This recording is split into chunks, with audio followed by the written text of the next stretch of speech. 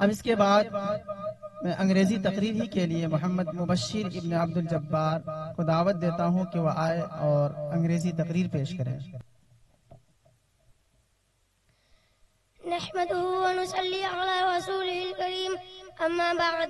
Dear audience, honourable principal, respected teachers and my dear school fellows, assalamu alaikum wa rahmatullahi wa barakatuh. Today the topic of my speech is about Prophet Muhammad sallallahu alaihi wasallam. Hazrat Muhammad, peace be upon him, is the last prophet of Allah. His father Abdullah died before his birth. He was brought up by his uncle Talib. He changed society through his hard work and preaching. He targeted painfully the difference between right and wrong. He was a perfect leader. His life is a role model for everyone.